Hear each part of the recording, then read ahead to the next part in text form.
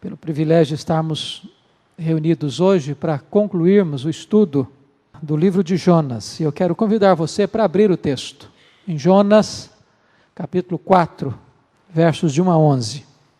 Jonas 4, de 1 a 11. Com isso desgostou-se Jonas extremamente e ficou irado.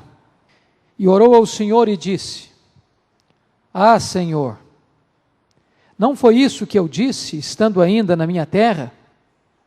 Por isso me adiantei, fugindo para Tarsis, pois sabia que és Deus clemente e misericordioso, e tardio em irar-se, e grande em benignidade, e que te arrependes do mal.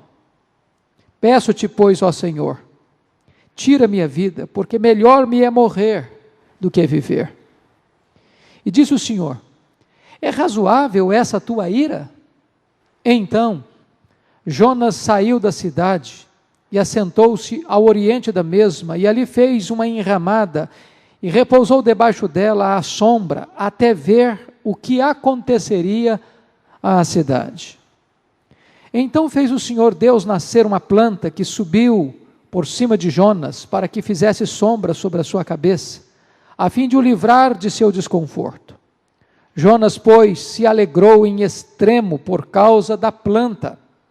Mas Deus, no dia seguinte, ao subir da alva, enviou um verme, o qual feriu a planta, e esta se secou. E nascendo o sol, Deus mandou um vento calmoso oriental. O sol bateu na cabeça de Jonas, de maneira que desfalecia, pelo que pediu para si a morte, dizendo: Melhor me é morrer do que viver. Então perguntou Deus a Jonas: É razoável esta tua ira por causa da planta? Ele respondeu: É razoável a minha ira até a morte.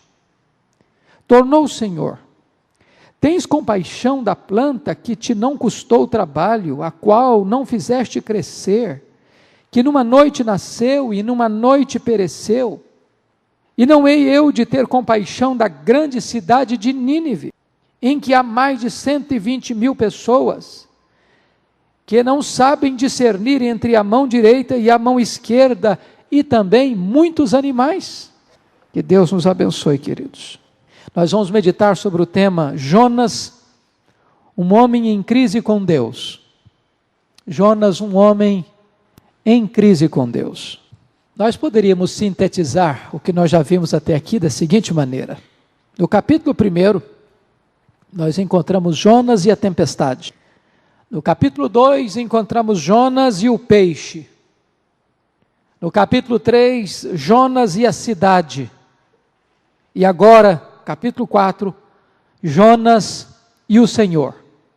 Você vai perceber que o escritor vai da compaixão de Deus para a ira de Jonas, do triunfo do propósito divino para o desejo fracassado de Jonas. E é curioso perceber, porque no capítulo 3 você vai notar o sucesso estrondoso da pregação de Jonas. Talvez Jonas foi o maior fenômeno na história do evangelismo mundial.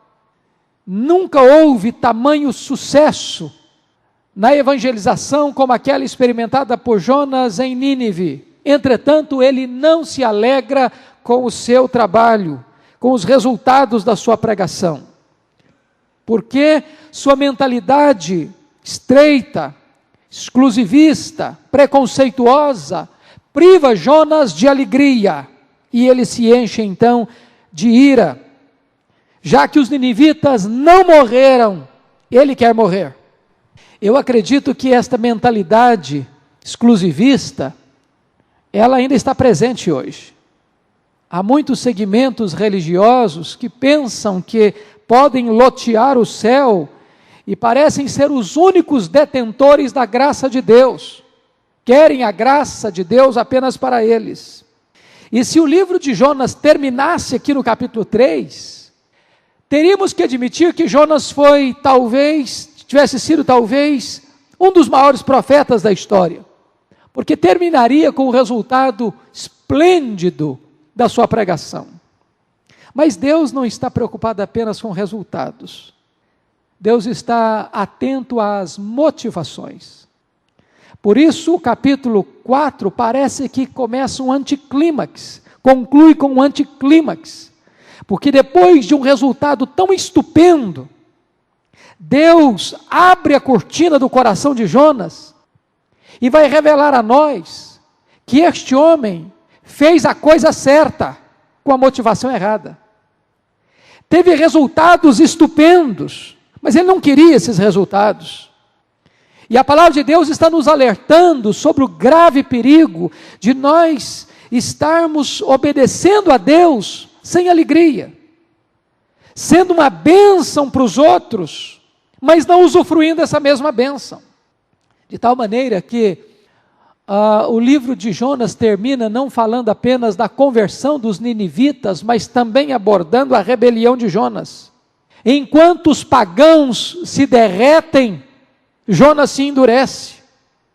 Enquanto os que viviam nas trevas correm para a luz, aquele que vivia na luz caminha na direção das trevas. De tal maneira, queridos, que enquanto os pagãos buscam o favor de Deus, o profeta se insurge contra Deus. E eu gostaria, à guisa de introdução, mencionar aqui três perigos a que nós estamos expostos na obra de Deus. Em primeiro lugar, o perigo de pregar aos outros e não usufruir o poder da mensagem que se prega. Notem isso. Jonas viu o poder de Deus agindo gloriosamente em Nínive. Ele percebeu que, como resultado da sua pregação, os corações mais duros começaram a se quedar. A cidade sanguinária, a cidade da feitiçaria, a cidade da promiscuidade se humilha até o pó. Mas Jonas é um pregador que confronta os outros, mas não confronta a si. Ele é um canal de bênção, mas ele não recebe essa mesma bênção. É muito triste, irmãos, quando os servos de Deus são uma bênção para os outros, mas eles próprios deixam de ser abençoados. Isso é um grande risco, de você ser apenas um canal, mas de repente esta bênção que você leva para os outros, não para na sua própria vida. Isso aconteceu com Jonas. Segundo perigo que eu gostaria de alertar os irmãos, é o perigo de se cansar da obra e na obra. A impressão que você e eu temos lendo o livro de Jonas é que ele obedeceu porque não tinha outra opção. Porque Deus o encurralou por todos os lados. O que ele pensou foi isso: ou eu obedeço ou Deus me mata. Ele estava entrincheirado por Deus. O que você percebe na leitura do livro é que o ministério para Jonas não era um deleite, era um peso. Jonas não tem alegria no que faz. Ele prega e alcança os maiores resultados, mas a conversão de todos os seus ouvintes lhe traz desgosto em vez de alegria. Na verdade, Jonas está deprimido e cansado de Deus, cansado da obra e cansado na obra. Terceiro perigo, o perigo de se fazer a obra de Deus, mas de não se deleitar no Deus da obra. Irmãos amados, esse princípio é muito importante e esse perigo é muito grave. A sua maior prioridade, a minha maior prioridade, não é fazer a obra de Deus, mas deleitarmos-nos no Deus da obra. Em outras palavras, o Deus da obra é mais importante do que a obra de Deus. Deus está mais interessado em quem você é do que no que você faz. Comunhão com Deus precede trabalho para Deus. Jonas está fazendo a obra de Deus, mas Jonas não está se deleitando em Deus. Jonas faz a obra de Deus, mas o coração dele não está em Deus. Deus não requer apenas que os seus servos façam a sua obra. Deus requer que os seus servos façam a sua obra de todo o coração. Deus não requer apenas trabalho certo, Ele quer motivação certa. Daí, queridos, nós estamos prontos para considerar o texto de hoje. E eu chamo a sua atenção então para a primeira lição desse texto. Jonas, um homem que se desgosta do que Deus gosta. Veja comigo esse primeiro ponto. Com isso, desgostou-se Jonas extremamente e ficou irado. A palavra irado aí na língua hebraica é a mesma palavra quente, fervendo, em estado de ebulição. A ideia é que o coração de Jonas era como que uma fornalha acesa, crepitando. E desta maneira, Deus e Jonas são diametralmente opostos. Porque quando você lê no capítulo 3, 9, Deus se afastando da ira, Jonas caminha estrada oposta.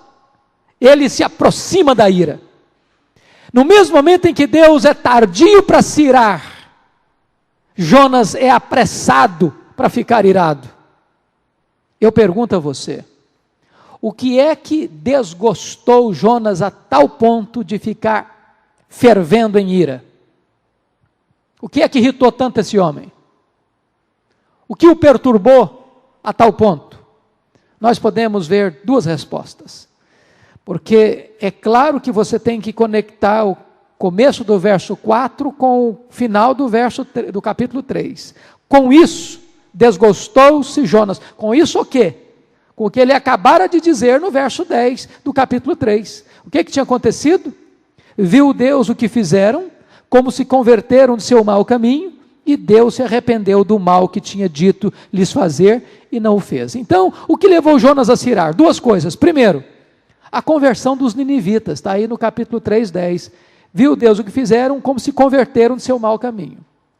Por que Jonas está irado porque os ninivitas se converteram? Por causa do seu nacionalismo idolátrico, preconceituoso, e por que não dizer até racista.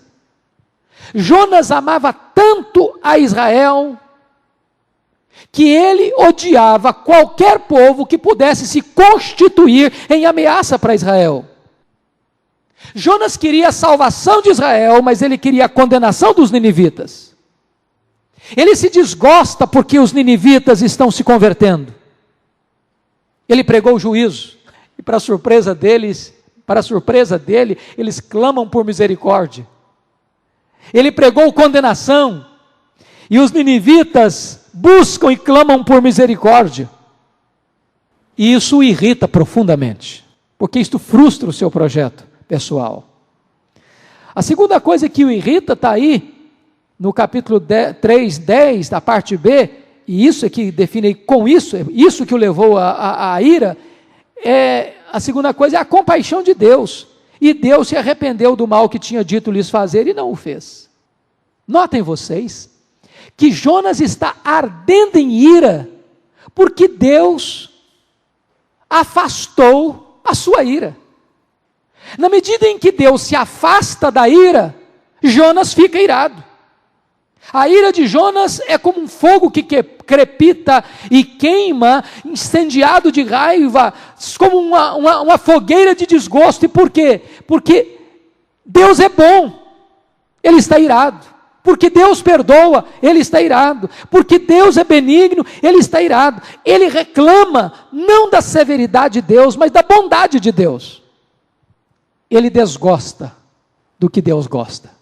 Segundo lugar, segunda lição. Jonas é um homem que ora para reclamar de Deus. Olha o verso 2 comigo. Olha o verso 2. E orou ao Senhor e disse: Ah, Senhor, não foi isso que eu disse? Estando ainda na minha terra, por isso me adiantei, fugindo para Tarsis, pois sabia que és Deus clemente, misericordioso, tardio em irar-se, grande benignidade, e que te arrependes do mal. Veja comigo um ponto aqui importante. Jonas é um profeta que não tem prazer na oração. Ele só ora 2 vezes neste livro. A primeira vez, está lá no capítulo 2, versículo 1, é para buscar o socorro divino para si. A segunda vez que ele ora é para reclamar de Deus. Nas duas ocasiões, suas orações são direcionadas para ele mesmo.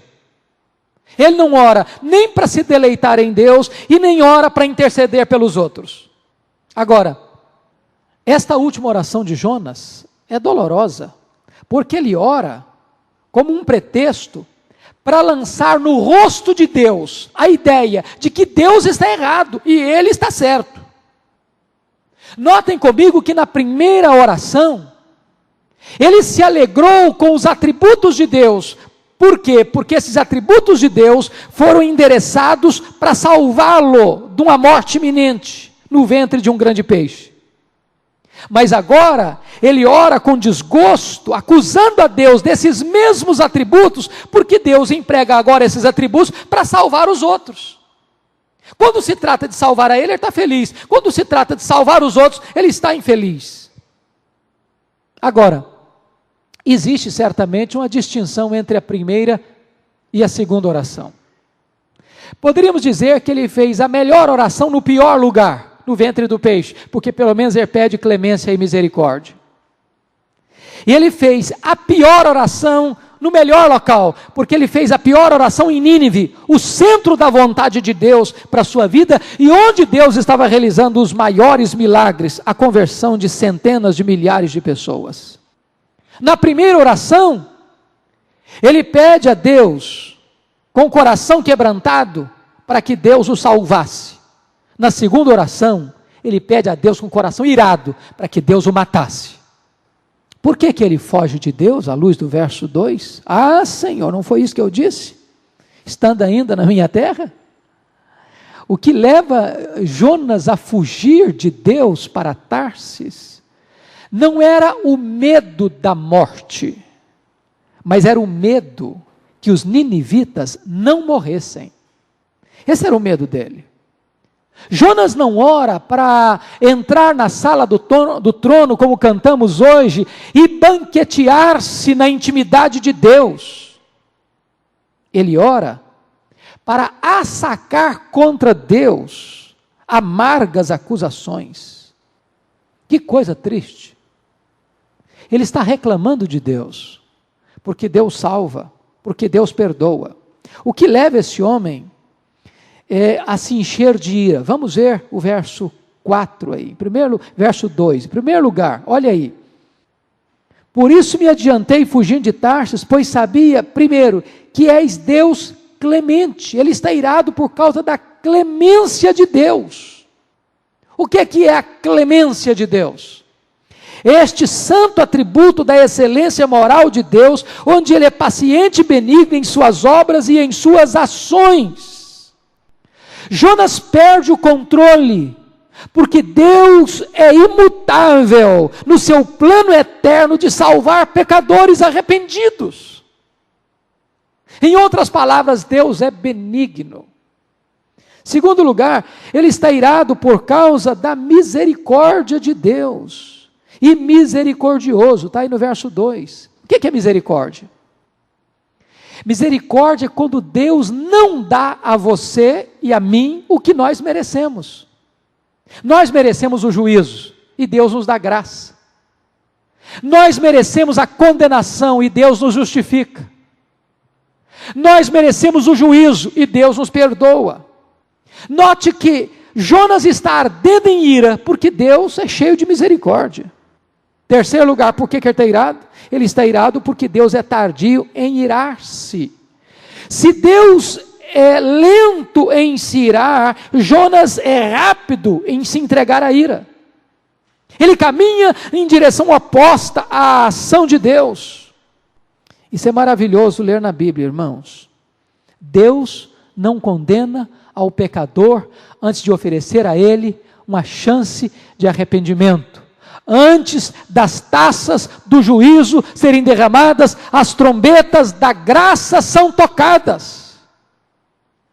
Quarto lugar, por que ele está irado? Ele está irado porque Deus é grande em benignidade. O que é isso? Significa, sendo Deus benigno, que Ele não nos trata conforme nós merecemos. Ou seja, a causa do amor de Deus por nós não está em nós, está nele mesmo. É por isso que o amor de Deus é tão diferente do nosso. Reverendo Weber, quando esteve falando aqui na Semana Teológica, ele usou uma expressão muito interessante. Quando você está namorando alguém, ou quando você se casa com alguém, por que você toma essa decisão? Porque, via de regra, a pessoa com quem você está agora se relacionando atraiu o seu amor, atraiu a sua atenção. Essa pessoa encantou você, e as qualidades desta pessoa motivaram você a centralizar o seu amor nela. Mas não foi por essa razão que Deus nos amou. Não havia nada em nós que agradasse a Deus ou que atraísse o amor de Deus. A Bíblia diz que Deus nos amou sendo nós inimigos, sendo nós pecadores. Ele nos amou não porque a razão do amor dele estivesse em nós, no objeto amado, mas naquele que ama, nele mesmo. Isso é benignidade. Deus está irado porque Deus se arrepende do mal. O que é arrepender-se do mal? Isto é uma figura de linguagem que nós chamamos de antropopatia. Antropos, homem, patia, sentimento. Então, antropopatia é você atribuir a Deus um sentimento humano. Quando a Bíblia diz que Deus se arrependeu do mal, de jeito nenhum a Bíblia está dizendo que Deus comete erros, que Deus comete falhas, que Deus comete equívocos. Ou que Deus deixa uma ação ruim para uma ação boa. O que a Bíblia está querendo dizer é que quando nós ouvimos a palavra de Deus, nós temos duas possibilidades de resposta a esta mensagem. Ou nos endurecemos, então o juízo é aplicado, ou nos arrependemos e o juízo é suspenso e dada a misericórdia. Na verdade, Deus permanece imutável. Quem muda é o ouvinte. Se o ouvinte responde à mensagem com arrependimento, em vez do juízo, vem a misericórdia. O que aconteceu com Nínive foi isso. Se Nínive permanecesse sem arrependimento, o juízo já estava lavrado. Mas como Nínive respondeu à mensagem com arrependimento, o juízo foi suspenso e oferecida a misericórdia. E essa mudança é que a Bíblia chama de arrependimento de Deus, arrependeu-se do mal. Terceira mensagem deste livro. Jonas, um homem que quer morrer porque os outros querem viver. Olha o verso 3 comigo. Peço-te, pois, ó Senhor, tira minha vida, porque melhor me é morrer do que viver. Jonas está deprimido, porque Deus está celebrando a salvação dos ninivitas. É muito estranho isso. Mas Jonas se entristece com aquilo que alegra o coração de Deus. Jonas quer morrer, porque os outros querem viver. Irmãos amados, Jonas já havia orado para reclamar dos atributos de Deus no versículo 2. Agora ele ora de novo, para desistir da mais extraordinária dádiva de Deus, que é o dom da vida. Eu ontem fui fazer uma visita para um homem que tentou se matar, a semana passada.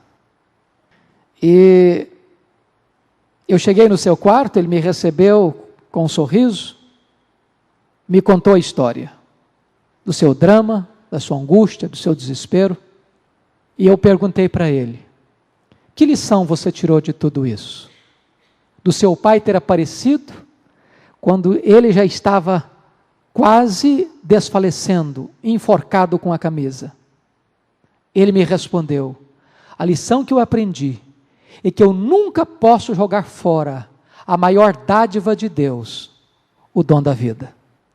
Notem vocês que o profeta Jonas acabara de orar, reclamando que Deus era bom, e agora ele continua orando, dizendo, Deus, eu quero morrer, ele quer desistir de uma dádiva preciosa de Deus, que é o dom da vida. Elias também pediu para morrer, mas a motivação era outra. Elias quer morrer porque ele olha para o seu país, para a sua nação, e vê que as pessoas não têm zelo pelo nome de Deus. Jonas quer morrer por egoísmo, porque a vontade dele egoísta não está sendo feita. Duas razões motivaram a Jonas para querer morrer. A primeira delas foi sua reputação.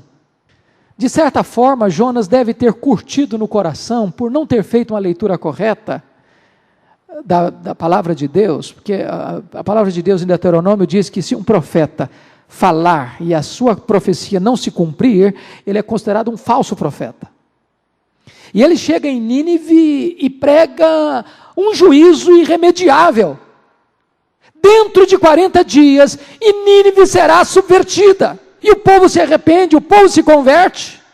E em vez de juízo, vem absolvição, em vez de condenação, vem justificação. E ele poderia pensar, bom, eu vou me parecer como um falso profeta, eu falo uma coisa e acontece o contrário. Só que, a palavra de Deus oferece e abre sempre uma porta de esperança. A palavra de Deus diz que Deus não tem prazer na morte do perverso, mas em que ele se converta e viva. Deus tem prazer na misericórdia, Deus é rico em perdoar. E certamente o juízo de Deus só viria sobre a cidade de Nínive, e Jonas sabia disso, se aquele povo não se arrependesse. Tanto é que ele diz no verso 2, Senhor, não foi isso que eu disse estando ainda na minha terra, por isso me adiantei fugindo para Tarsis, pois sabia que tu és Deus clemente, misericordioso, tardio em irar-se, rico em benignidade, e que te arrependes do mal. A segunda razão por que ele queria morrer foi seu nacionalismo idolátrico. De certa forma, irmãos, Jonas amou mais a Israel do que a Deus. Porque não tenham dúvidas, a motivação de Jonas em não ir a Nínive, e depois pregar em Nínive sem amor, e depois se irar porque Nínive se converte, e depois querer morrer porque Deus não muda de ideia em relação a Nínive, é porque ele entendia que a sobrevivência de Nínive era a morte de Israel. E ele coloca os interesses da sua nação acima dos interesses de Deus. Ele bate de frente com Deus para não correr risco de ser considerado um profeta traidor da sua nação. Até porque a única profecia que você tem na Bíblia sobre Jonas, no livro dos Reis, é que ele foi o profeta que profetizou a expansão de Israel, e agora ele estaria profetizando, de certa forma, a decadência de Israel com a sobrevivência de Nínive, a capital da Síria. Quarta lição: Jonas, um homem que não muda, mas espera que Deus mude.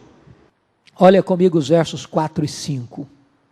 E disse o Senhor: é razoável essa tua ira? Então Jonas saiu da cidade e assentou-se ao oriente da mesma, e ali fez uma enramada, e repousou debaixo dela à sombra, até ver o que aconteceria à cidade. Notem vocês, depois de condenar Deus por não se irar, Jonas é questionado a respeito da sua própria ira. Ele está bravo com Deus porque Deus não se ira. E agora Deus questiona: é razoável essa tua ira? O que é impressionante é que Deus pacientemente confronta Jonas. Não há nenhuma palavra de Deus que venha censurar Jonas, que venha repreender Jonas, que venha castigar Jonas por sua abordagem. Na verdade, o Senhor faz-lhe uma pergunta, dando-lhe a oportunidade de rever sua posição, mas Jonas permanece irredutível. Notem vocês, em vez de render-se a Deus como os ninivitas, Jonas prefere ficar em silêncio e sair de cena, fugir da cidade e ficar no local assistindo de camarote o que Deus haveria de fazer. Na verdade, ele espera que Deus se arrependa da sua benignidade, ele espera que Deus mude, porque ele não está disposto a mudar. Se você ler com atenção o livro, você vai perceber que esta é a segunda vez que Jonas está fugindo do centro da sua missão.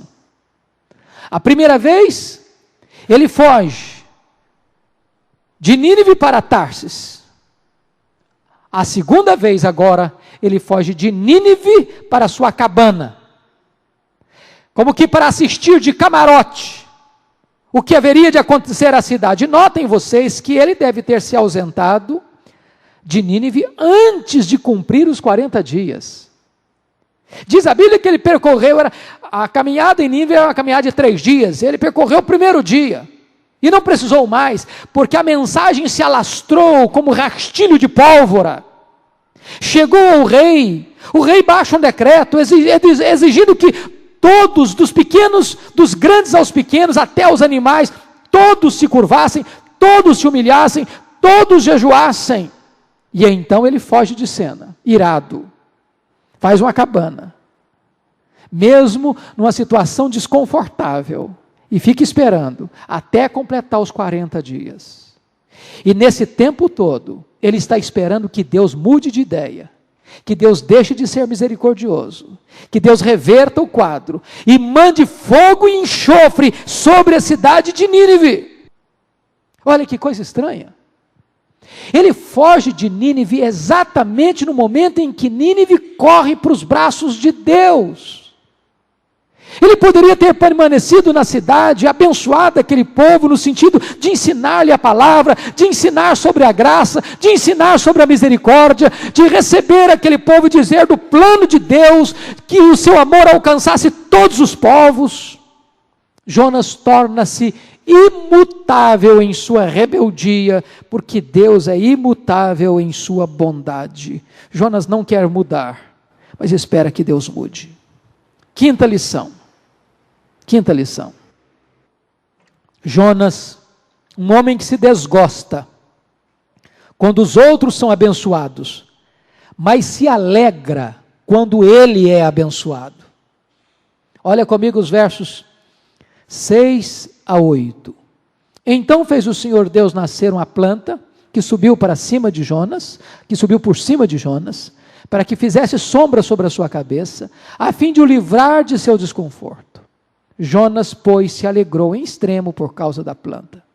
Mas Deus, no dia seguinte, ao subir da alva, enviou um verme, qual feriu a planta, e esta se secou. E nascendo o sol, Deus mandou um vento calmoso oriental. O sol bateu na cabeça de Jonas, de maneira que ele desfalecia, pelo que pediu para si a morte, dizendo: melhor me é morrer do que viver. Notem comigo, irmãos, algumas coisas. Deus já havia livrado Jonas do mar. Agora Deus livra Jonas do calor do sol. A primeira vez que Jonas está alegre no livro é por causa de uma razão pessoal e egoísta. Ele ficou alegríssimo, felicíssimo, com a planta, no mesmo nível que está virado contra Deus. Em outras palavras, Jonas está muito feliz quando ele é abençoado, mas profundamente desgostoso quando os outros são abençoados. Em outras palavras, Jonas quebra os 2 principais mandamentos da lei: amar a Deus sobre todas as coisas e ao próximo como a si mesmo. Por que Deus faz o que fez aqui? Por que Deus protege Jonas naquela cabana, fazendo crescer rápida e milagrosamente uma enramada por sobre ele, com folhas largas? Alguns textos dizem que é uma boboreira, outros textos dizem que é uma momoreira, não importa o tipo de planta, importa que era uma planta que fez sombra para ele. O que Deus está intencionando revelar a Jonas? Esse texto é pedagógico. O que Deus quer ensinar é o seguinte: Jonas, se você é capaz de ficar muito alegre por uma planta que nasceu para fazer sombra a você, quanto mais eu me alegro, quando uma cidade inteira, onde tem 120 mil que não sabem discernir entre a mão direita e a mão esquerda, onde os estudiosos entendem que refere-se a crianças, ou seja, numa cidade onde devia ter 600 mil pessoas se convertem, não é muito maior razão para ficar feliz? Se você notar, Deus está agindo o tempo todo nesse livro. O grande agente do livro de Jonas é Deus.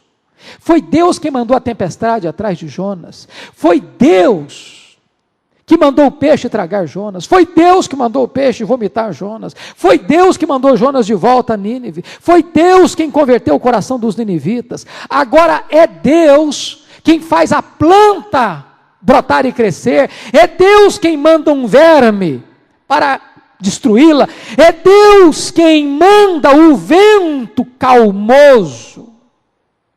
e o sol inclemente sobre a cabeça de Jonas. Agora preste atenção, o que significa esse vento calmoso, e o sol batendo na cabeça dele, e ele desfalecendo? Possivelmente, este vento é o chamado siroco.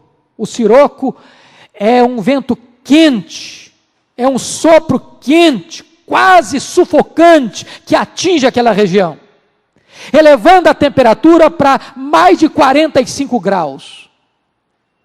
Quando esse vento sopra, via de regra, nem os pássaros conseguem ficar expostos. Eles procuram sombra, abrem o bico, abaixam as asas, os animais procuram cavernas, os homens têm que fugir do seu trabalho e se esconderem nas casas. Possivelmente, Deus manda esse vento quentíssimo. E alguns estudiosos chegam a dizer que Jonas chega a desmaiar.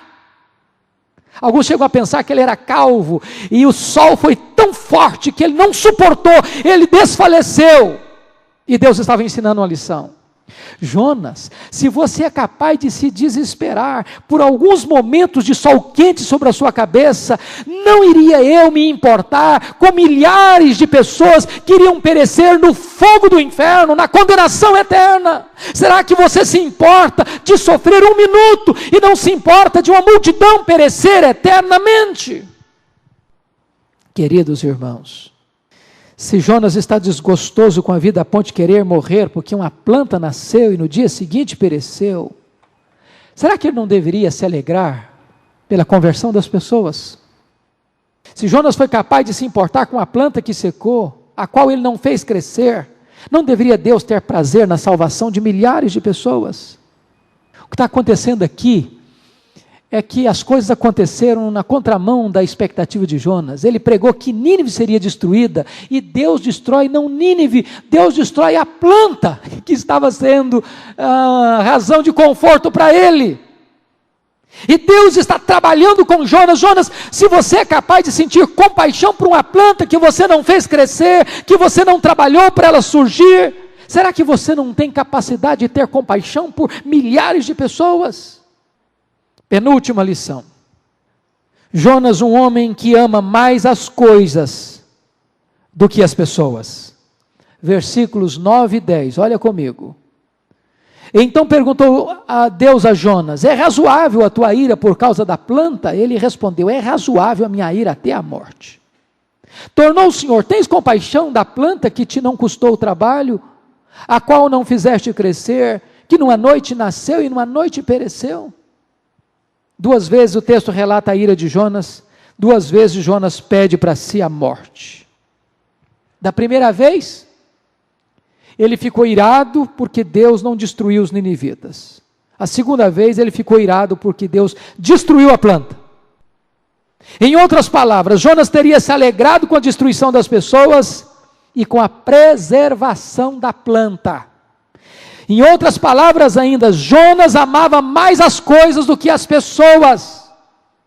Havia uma inversão de valores na vida de Jonas. Ele via as pessoas como coisas que podiam ser destruídas e via as coisas como pessoas que deviam ser preservadas. Jonas amava as coisas e odiava as pessoas. E Deus pergunta para ele: é razoável essa tua ira por causa da planta? Jonas, desprovido de entendimento e cheio de ira, responde: é razoável até a morte. Se você notar, ele está com raiva, ele está irado, ele está decepcionado com o próprio Deus. Ele não se conforma com o modo de Deus agir. Ele não pode entender como Deus não é parceiro dele nos seus preconceitos, no seu ódio e na sua inversão de valores. É impressionante isso, mas Jonas não está apenas em oposição a Deus, não. Ele está em estado de oposição com os próprios pagãos. Se você perceber, os marinheiros pagãos adoraram a Deus após a libertação da tempestade. Os ninivitas adoraram a Deus antes da libertação da condenação. Tanto quantos marinheiros pagãos, quantos ninivitas pagãos estão olhando para Deus e se relacionando com Deus com temor, com respeito, com reverência. O único homem que diz conhecer a Deus está vivendo amargurado, irado, revoltado com Deus. Os gentios têm atitudes amorosas, como tiveram com ele, Jonas. Deus tem atitudes amorosas, poupando os marinheiros, poupando Jonas, poupando os ninivitas. Jonas manifesta a sua insubmissão, o seu mau humor, a sua ira, o seu rancor. A única vez que o livro fala de alguém irado, esse alguém é o homem de Deus, é o profeta. De certa forma, ele é um homem contraditório. Contraditório. A Bíblia diz que Jesus Cristo, fora dos portões da cidade, suspenso numa cruz, orou ao Pai e disse: Pai, perdoa-lhes, porque não sabem o que fazem. Jonas sai da cidade, está suspenso, não numa cruz, mas num camarote, e ele está fazendo um pedido contrário: Deus, destrói essa cidade. Jonas é capaz de amar coisas, mas ele não é capaz de amar gente. Jonas coisifica as pessoas e pessoaliza as coisas. Aliás, parece-nos que a sociedade contemporânea está aderindo à filosofia de Jonas. Já perceberam isso? Jonas está bravo com Deus por um crime ecológico de Deus. Deus destruiu uma planta. Se você perceber hoje, parece que quando se comete um crime ecológico, esse negócio dá ibope, sai na imprensa. Mas a imprensa não fica abalada quando se fala em milhões de abortos, de inocentes assassinados no sacrário do ventre materno. A imprensa não fica chocada quando se fala de crimes e mais crimes cometidos todos os dias e todas as horas, em todas as esquinas. Mas se você resolver cometer um crime ecológico, arrancar uma árvore ou matar um beija-flor, isso dá uma confusão. Nós não somos a favor de crimes ecológicos. Somos a favor da preservação da flora e da fauna. Mas o livro de Jonas está dizendo que amar mais as coisas do que gente é uma inversão de valores. Finalmente, irmãos, finalmente, Jonas, o homem que conhece o amor universal de Deus pelos povos, mas não se dispõe a proclamar esse amor com alegria. Olha comigo o verso 11. E não hei eu de ter compaixão da grande cidade de Nínive, em que há mais de 120 mil pessoas que não sabem discernir entre a mão direita e a mão esquerda, e também muitos animais? Irmãos queridos, este verso é o coração deste livro. Este verso é o ápice deste livro. Este verso é o desfecho bendito e precioso desse livro.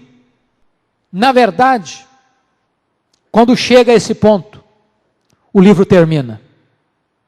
Esse livro não está inconcluso, como alguns pensam.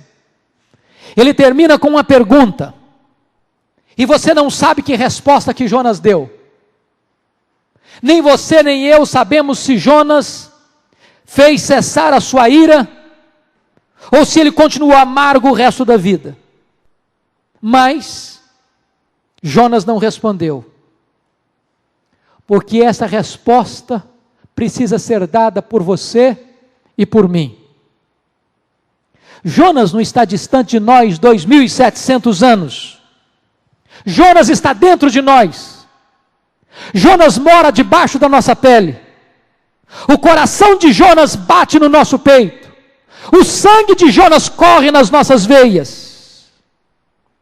E é preciso perguntar: sentimos nós compaixão daqueles por quem ou a quem Deus ama?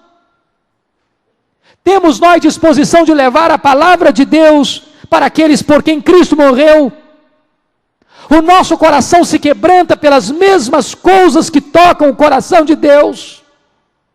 O livro de Jonas não responde a pergunta que Deus fez a ele, mas você e eu podemos responder por nós mesmos. Concordamos com Deus que as pessoas sem Cristo estão perdidas? Temos nós compaixão das pessoas que estão perdidas? Será que nós nos preocupamos com as milhares e milhares de pessoas que vivem nas grandes cidades, onde há tanto pecado e tão pouco testemunho? Oramos nós para que o Evangelho alcance essas pessoas? Nós nos regozijamos quando os pecadores se convertem a Cristo? Nós não podemos responder por Jonas, mas nós podemos responder por nós. Queridos, eu quero concluir dizendo o seguinte: o livro de Jonas é um livro missiológico. Desse livro transborda o glorioso amor de Deus. Este livro é o João 3,16 do Antigo Testamento. Aqui certamente está o coração das missões. Este livro, alguém já disse, é o maior livro missionário do Antigo Testamento, quiçá, quem sabe, talvez até de toda a Bíblia.